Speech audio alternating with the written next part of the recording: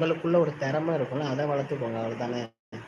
So படிப்பு side வரலைன்னா, படிப்பு மட்டுமே நம்பி இல்லாம இல்ல. ஸோ நம்ம திறமையினாலே முன்னேறலாம். ஸோ அந்த திறமை எது? உங்களுக்குள்ள உள்ள திறமை எது?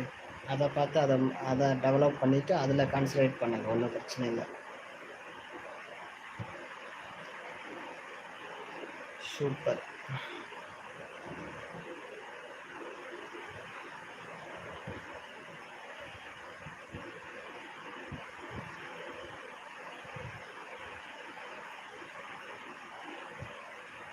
ஓவரா சைட் அடிச்சுன்னு அழகான தேவதைகள பார்த்தா மனசு பட்டாம்பூச்சி பறக்கும்.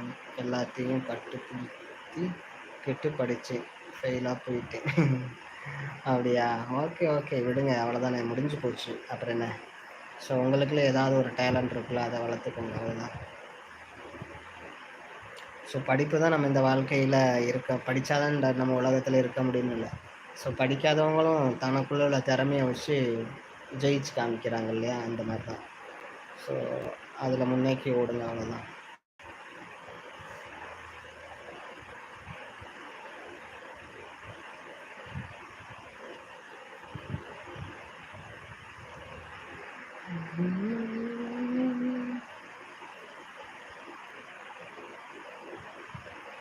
படிப்பு இல்லைன்னா நாய் கூட மதிக்காது பாஸ் இந்த காலத்துல.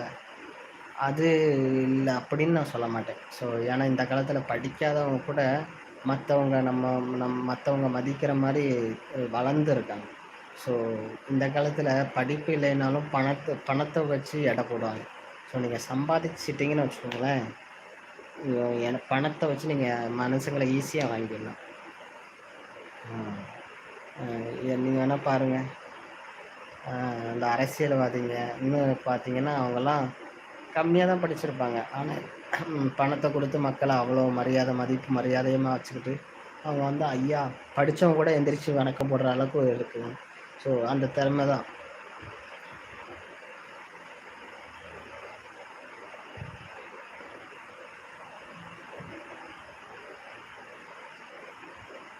உங்கள் கருத்திற்கு நன்றி. இன்னொரு சந்தர்ப்பத்தில் சந்திப்போம். இனிய இரவு வணக்கம். Advance happy new year. Advance happy new year இப்பவே சொல்லிட்டீங்களே! இந்த வருஷம் இப்ப தான் ஆரம்பிக்கவே செஞ்சிருக்கு. அடுத்து நம்ம நியூ இயருக்கு இப்பவே வாழ்த்து சொல்லிட்டாரு. ஸோ இப்போ தான் நம்ம சேனலுக்கு வரீங்கன்னா சப்ஸ்கிரைப் பண்ணிடுங்க பிரதர். ஸோ வீடியோலாம் பார்த்து சப்போர்ட் பண்ணுங்க. கண்டிப்பா வாங்க. டெய்லி லைவ் போடுறேன். கண்டிப்பா வாங்க. ஏன் இனிமேல் மீட் பண்ணாத மாதிரியே நியூ இயருக்கு போயிட்டீங்க, டிசம்பருக்கு போயிட்டீங்க. இப்போ தான் மார்ச்சே நடக்குது. 3 மாதம் தான் ஆகிருக்கு இந்த வருடம் பிறந்து. அதுக்கு முன்னே என் அடுத்த வருடத்தை யோசித்து ஹாப்பி நியூ இயர்லாம் சொல்லுவீங்க. ரொம்ப பாசிட்டிவாக நீங்கள் போகிறீங்க. ஸோ அன்னன்னைக்கு உள்ளதை கவனிச்சாலே போதும். நீங்கள் இவ்வளோ ஸ்பீடாக படிச்சீங்கன்னா எப்படி பாஸ் ஆகிறது?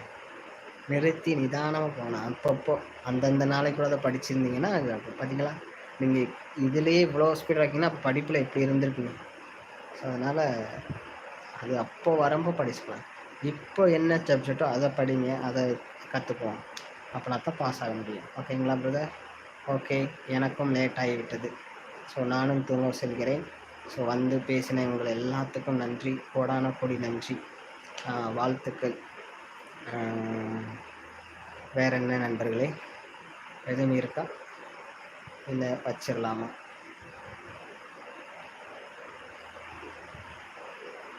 ஸோ வாழ்க்கை நம்ம கையில் தான். அது நீங்கள் எப்படி நினச்சாலும் சரி. வாழ்க்கையை டிசைட் பண்ணுறது நம்ம தான். ஸோ அதனால் யாரும் கவலைப்படாதீங்க. ஐயையோ அச்சச்சோன்னு ஃபீல் பண்ணாதீங்க.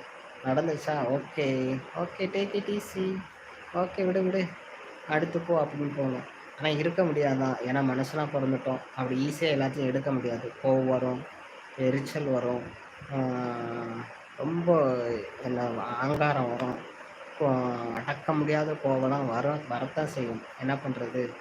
ஆனாலும் அதையெல்லாம் பொறுமை காத்து அதெல்லாம் தாண்டி வந்து நிற்கணும். அப்போனா தான் நம்ம லைஃபு ஹாப்பியாக இருக்கும். இல்லைன்னா நொந்து நூடுல்ஸ் ஆகி அப்படியே நொந்து நொந்து நொந்து நம்ம பாடி தான் வீக் ஆகும், நம்ம பலன்லாம் போகும், நம்ம ஆயுள் தான் குறையும். ஸோ அதனால் அதெல்லாம் மனசுலேயே வச்சுக்காதீங்க.